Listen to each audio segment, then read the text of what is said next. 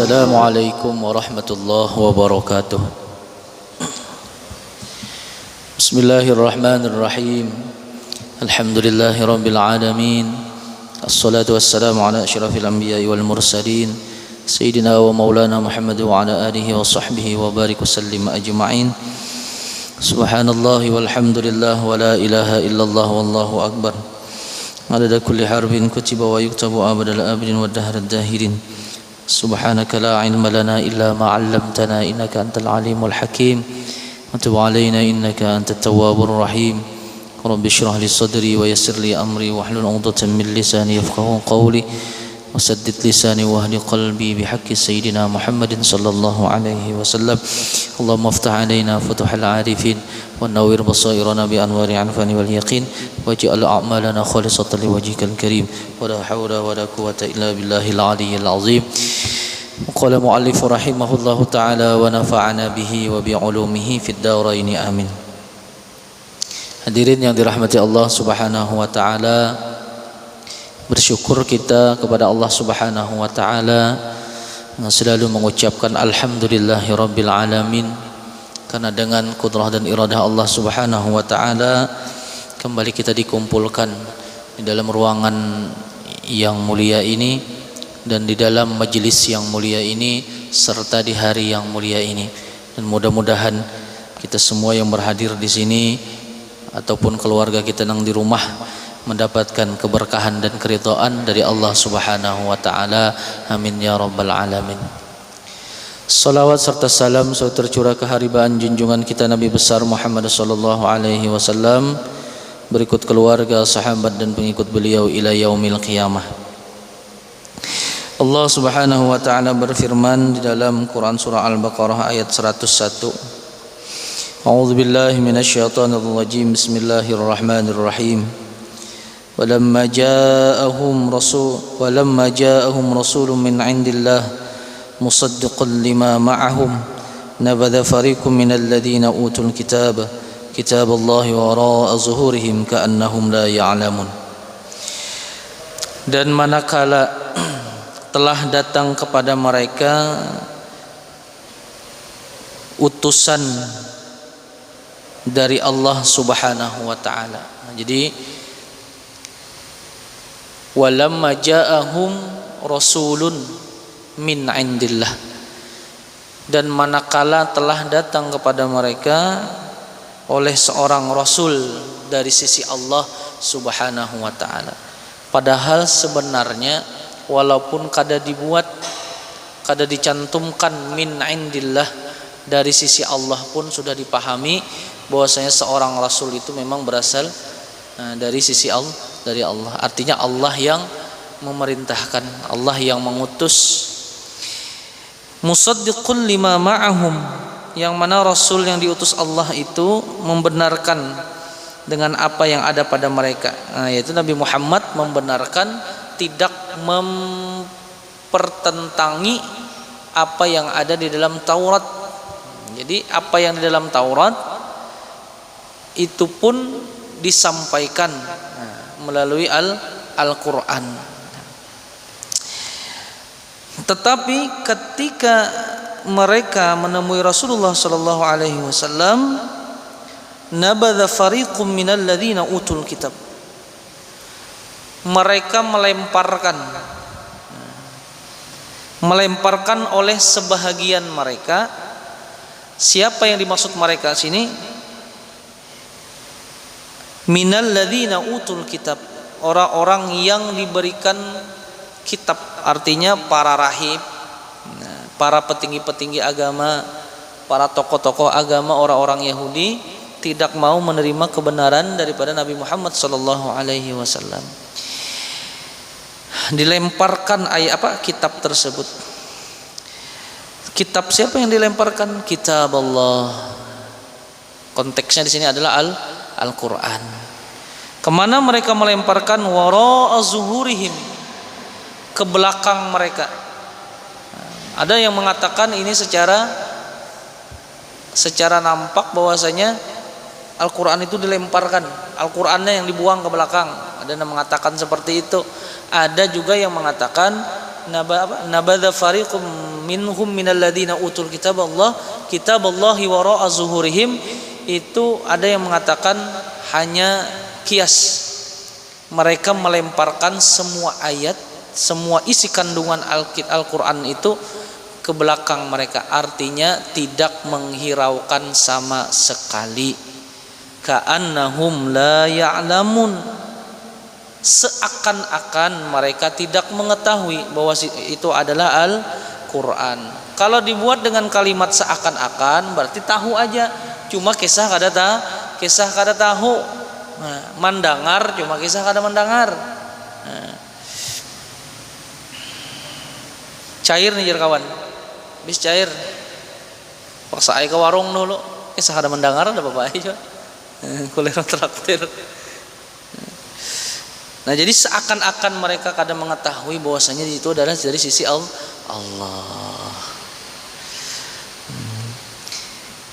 Yang ahli kitab aja kayak ini, apalagi yang di bawahnya. Artinya para rahibnya, para ulama aja memperlakukan Al-Qur'an, memperlakukan Rasulullah seperti itu, apalagi yang di bawahnya. Nah, karena orang-orang Yahudi ini mengikuti fatwa-fatwa daripada rahib-rahib mereka. Nah.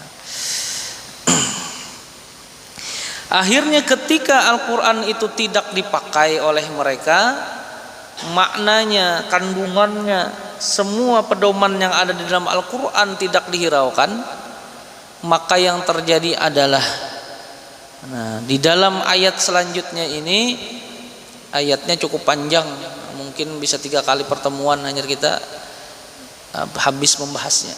Nah, jadi ayat selanjutnya ini terkait masalah sihir, asal muasal sihir, nah, bagaimana menanggulangi sihir, dari mana sihir itu berasal. Nah, itu ayat selanjutnya. Nah, jadi ketika mereka tidak menghiraukan Al-Qur'an, akhirnya jatuh kepada mempedomani kepada kitab selain Al-Qur'an. Kan Injil sudah dirubah, Taurat sudah dirubah. Taurat sudah dirubah isi kandungannya, Al-Qur'an tidak dihiraukan, maka yang terjadi tidak mengikuti jalan yang ditunjukkan oleh para rasul. Mereka mendustakan Al-Qur'an dan tidak mengikuti apa yang tercantum di dalam Taurat, tetapi wa akhadhu bi kitabin asif, tapi mereka mengambil hukum dari kitab asif. Apa kitab asif ini? Karena kita jelaskan selagi akan datang. Wasihriha, dan sihir yang ada di dalam kitab asif. Wasihri Harut, bukan. Wasihru Harut wa Marut, dan sihir Harut dan Marut. Nah, di ayat selanjutnya juga. Falam yuwafiqil Qur'an, yang mana baik itu kitab asif ataupun sihir Harut dan Marut itu tidak bersesuaian daripada Al-Qur'an. Nah, jadi ayat 101 ini menjelaskan tentang Al-Qur'an yang tidak dihiraukan dan Taurat yang tidak dipakai. Selanjutnya Allah berfirman di dalam Al-Baqarah ayat 102. Bismillahirrahmanirrahim. Wattaba'u ma tatlu asy-syayatin 'ala mulki Sulaiman wa ma kafara Sulaiman walakinna asy-syayatin kafaru yu'allimuna an-nasa as-sihr wa ma unzila 'alal malakaini bi Babil Harut wa Marut. Panjang ayatnya. Wa ma yu'allimani min ahadin hatta yaqula innama nahnu fitnatun fala takfur fayata'allamuna minhuma ma yufarriquna bihi bainal mar'i wa zawjihi wa ma hum bidharrina min ahadin illa biiznillah wa yata'allamuna ma yadurruhum wa la yanfa'uhum walaqad alimu laman ishtarahu ma lahu fil akhirati min khalaq wala bi'sa ma syarau bihi anfusahum law kanu ya'lamun. Shadaqallahul azim. Wattaba'u ma tatlu asy-syayatinu ala mulki Sulaiman wattaba'u ayil yahudu wa huwa ma'tufun ala nabadh. Mengikuti oleh orang-orang Yahudi. Nah, setelah mereka tidak menghiraukan Al-Quran, Taurat kada dipakai, maka mereka mengikuti apa yang dibacakan syaitan kepada mereka. Ai tukadzibus syaitan. Syaitan ini membacakan suatu kedustaan. Ada berbagai macam riwayat terkait tentang asal muasal apa yang dibaca syaitan ini. Nah, yang dibaca syaitan kepada orang-orang Yahudi itu apa garang? Ulama tafsir berbeda pendapat. Yang pertama ada yang mengatakan syaitan itu kannya iblis ya Allah lah. Hanya syaitan, lalu jin-jin itu lah. Nah, dan di dalam Al-Quran digambarkan syaitan itu kayak apa? Pertama, ilatnya panjang menjulur babalah dua bercabang. Talinganya lebar, gigi betaring, mata habang mengeluarkan api, rambut kuku panjang, apalagi bungkuk. Jadi penggambaran itu ngeri bang. Nah alhamdulillah dengan rahmat Allah subhanahu wa ta'ala kita kada kawa melihat syaitan. Jika melihat tuh kira-kira kayak apa ya? Ada orang-orang aja kau melihat kalau lah. Nah, jadi setan tuh luar biasa ngerinya kalau digambarkan di dalam baik di Al-Quran ataupun hadis. Nah, ilat bercabang dua, panjang menyentuh tanah, telinga lebar sampai ke bahu, mata habang mengeluarkan api, gigi betaring, rambut melarak. Pokoknya luar biasa ngerinya. Nah dengan rahmat Allah kita kada kawan melihat setan. Sebenarnya setan tuh ada aja di masjid, ingin banyak setan, cuma kita kada melihat. Kan di dalam suatu hadis itu dikatakan setiap azan berkumandang setan itu memerintahkan kepala bala tentaranya untuk mendatangi setiap orang yang hendak sholat di dalam masjid, dibisiki, diwaswasi supaya takbirnya kah kada beres, bacaannya kah bercepat-cepat. Nah, jadi macam-macam. Kalau inya kada bisa melaksanakan tugasnya, diikat, dibuang di tengah laut oleh bosnya. Nah, itu iblis. Cuma syaitan ini kadang-kadang bisa menampak, bisa menyerupai manusia. Di zaman Rasulullah SAW, syaitan ini rancak benar menyerupai manusia. Ada di Mekah itu Darul Arkan ngarannya, tempat orang-orang kafir Quraisy berkumpul.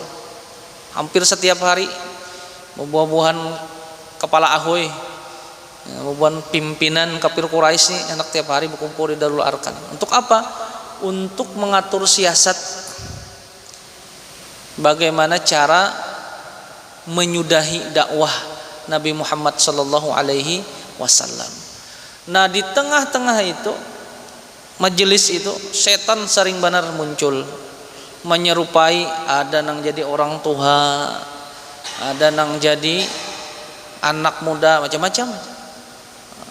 Bajunya bagus, berjanggut, kayak orang anupang, duduk di pembelakangan. Jadi orang-orang kafir Quraisy itu sering merencanakan sesuatu. Kayak apa kita menangkal Muhammad nih supaya dakwahnya berhenti? Ada yang berpendapat kita tangkap aja, kurung di penjara supaya ampih. Angkat tangan si setan nih yang menyamar menyerupai sebagai seorang seorang laki-laki tua. Amun menurutku, jadinya instruksi. Amun menurutku kada usah aja ditangkap. Kenapa? Amun ditangkap karena pengikutnya akan menyerang kita. Wah, karena kita menangkap. Santai aja orang di ujung mah, berarti mana angkat tangan. Dah kalau jadi. Lalu ada lagi yang berpendapat kita usir aja Muhammad nih. Supaya apa? Supaya kada ada lagi di Mekah. Angkat tangan lagi si setan nih. Amun menurutku jangan diusir. Kalau diusir kenanya membangun kekuatan di luar. Karena diserangi kita kayak apa? Nah, diskusi lagi. Akhirnya sampai ke diskusi.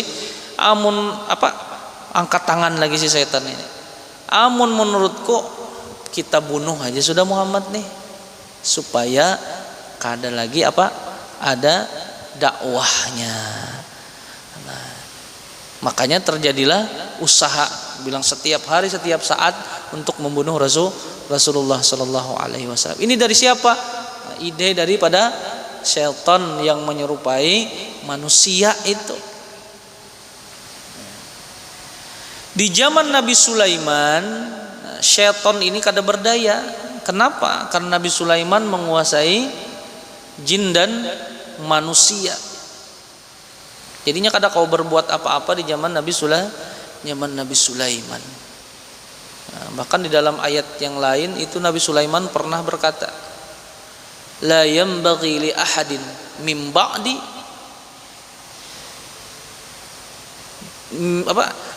jangan ya Allah, Nabi Sulaiman berdoa, ya Allah janganlah ada setelah aku kekuasaannya yang seperti aku.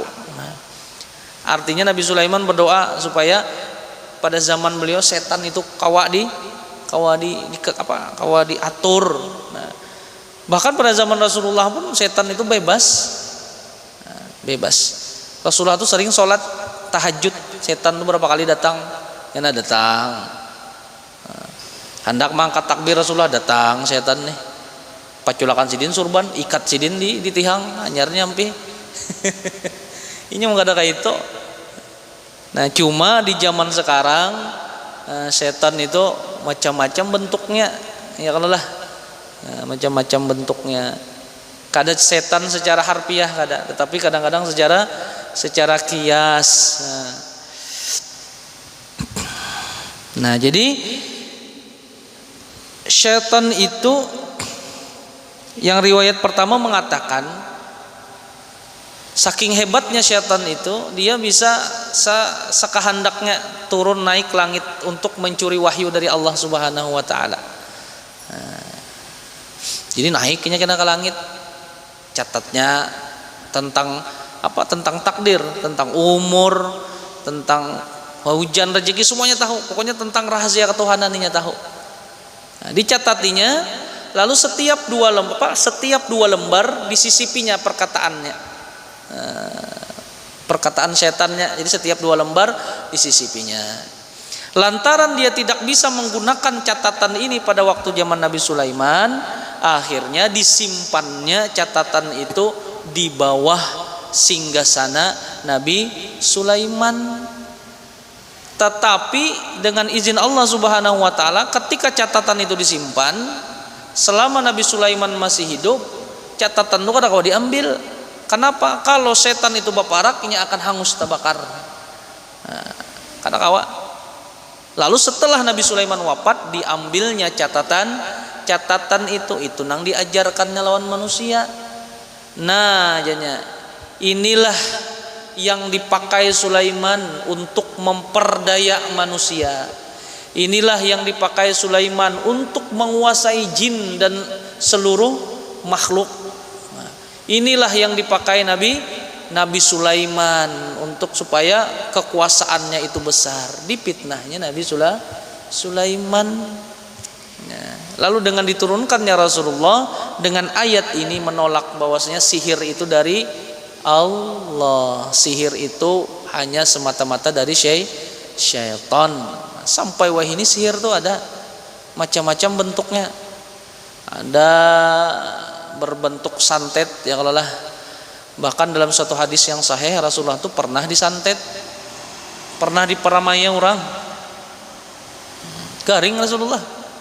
Cuma garingnya Rasulullah hanya fisik, kada sampai menyerang ke mental. Zaman ini macam-macam santet, kenapa pulang? Paramaya, macam-macam yang ngaranna lah. Ada nang melalui perantara rambut, boneka, apalagi baju dan sebagainya lah. Amun kayak mantra-mantra bang, yang santet itu memang mantra yang dihadiahkan atau ditujukan kepada raja-raja setan, raja-raja jin. Amun mantranya kayak orang bahari, pur sinapur, atap 2 bidang, aku bapupur, pian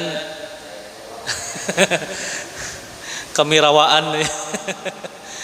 Itu kan apa-apa, soalnya belakangnya kalau dibuat dengan berkat la ilaha illallah itu kalau ada apa-apa nang itu.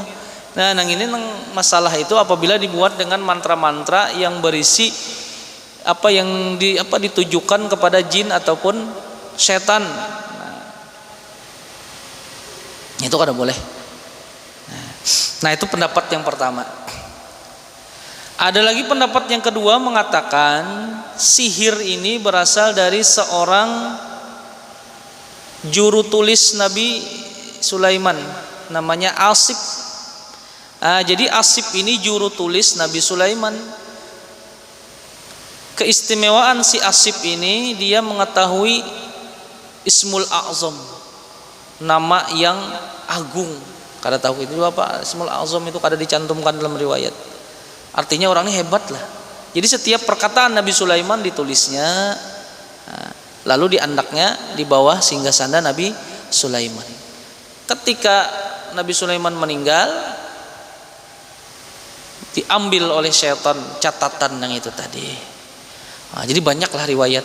Cuma kita kadang mempermasalahkan karena kita lain ahlinya lah, bukan apa masalah perbedaan pendapat dari mana sihir itu. Cuma yang nyatanya sihir itu sudah ada jauh sebelum Nabi Sulaiman. Zaman Nabi Musa kan ada sudah itu. Kan Firaun mempunyai tukang sihir yang menyerang Nabi Musa dengan ular-ularnya gitu. Kalau lah takutan Nabi Musa, cuma mendapat wahyu dari Allah, lemparkan tongkatmu. Lempar tongkatnya, tongkat jadi ular. Cuma tongkat Nabi Musa yang jadi ular itu bukan sihir, itu mukjizat. Akhirnya ularnya yang jadi dari tongkat Nabi Musa itu memakani nang ular yang dari yang si penyihir Firaun. Akhirnya apa? Amanna bi rabbina rabbi Musa wa Harun. Akhirnya tukang sihir ini bertobat ya, kalau lah mau umpatin Nabi Musa. Nah, jadi sihir itu sudah ada sejak zaman Nabi Musa sampai Nabi Sulaiman sampai zaman sekarang. Jadi orang-orang Yahudi itu mengumpati sihir ini. Nah, catatan yang dibacakan oleh syaitan, yang catatan itu tadi berasal dari beberapa riwayat tadi. Nah, cuma intinya isi catatan itu adalah kata-kata yang berasal dari syaitan yang akhirnya disampaikan kepada manusia, dan itu dipakai sebagai bukan ilmu lah, sebagai perantara untuk menghancurkan manusia yang lainnya. Di dalam Islam, di dalam syariat kita, sihir itu haram. Dan di dalam kitab Kabair, sihir itu menempati dosa-dosa besar yang ketiga, yang paling besar. Pertama syirik, kedua membunuh manusia yang bukan tempatnya, yang ketiga sihir. Artinya masuk 3 besar sihir nih, haram hukumnya.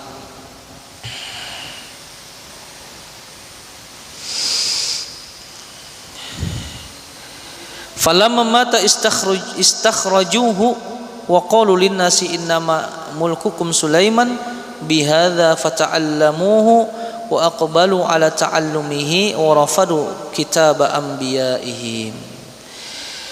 Setelah Nabi Sulaiman wafat, catatan yang tersimpan di bawah singgasana itu diambil atau dikeluarkan oleh syaitan.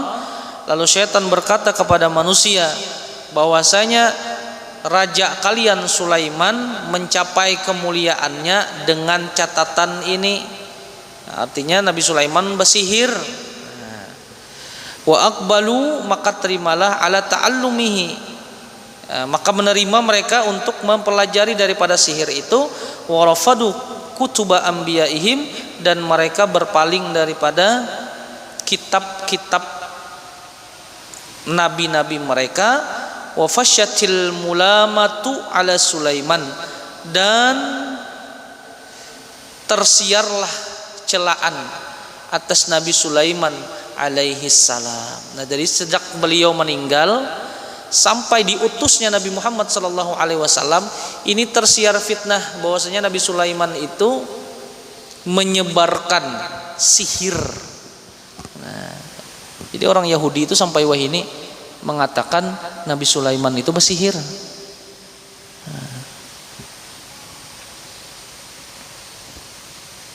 Karena dengan fitnah daripada syaitan tadi.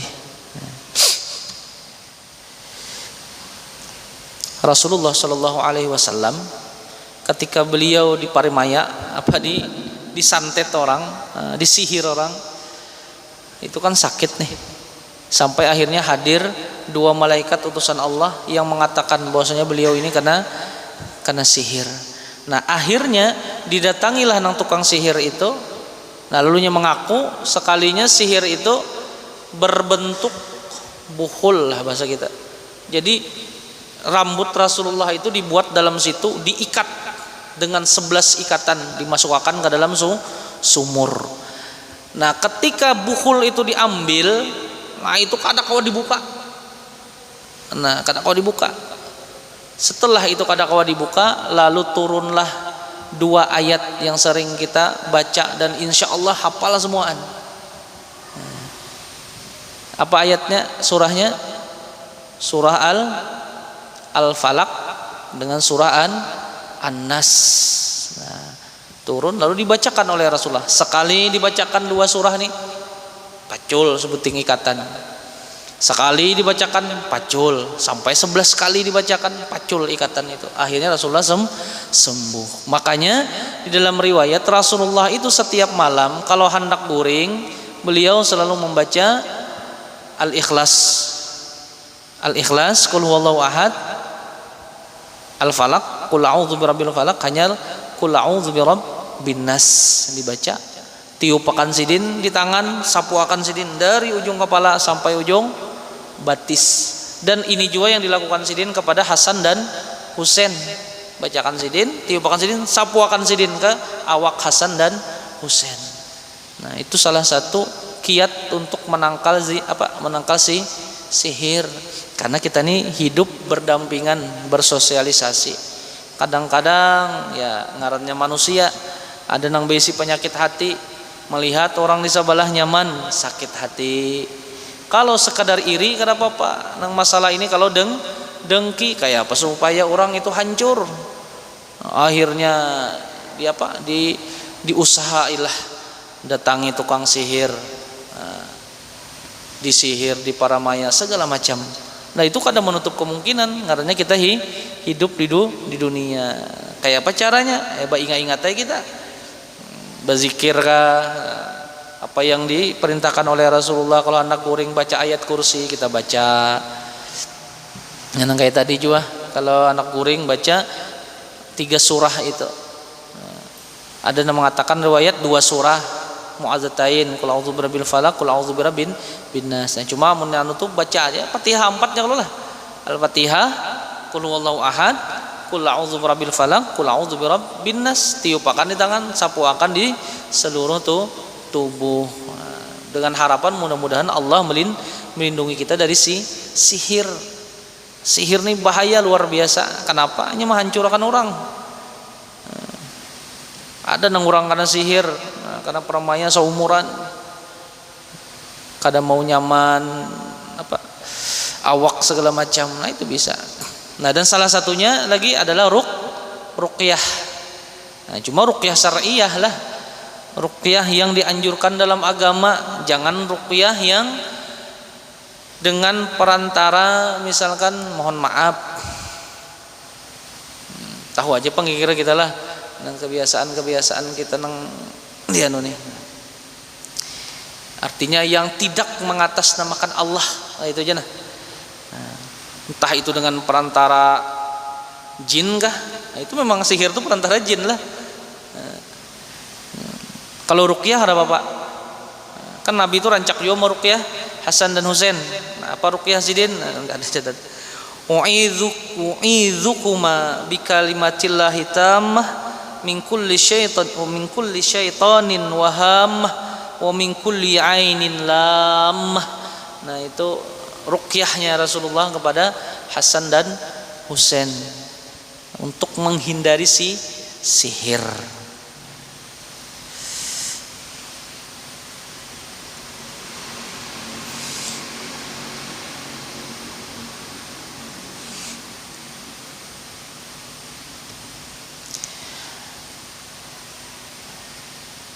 Nah, jadi iblis mengatakan bahwasanya Sulaiman itu pembawa sihir.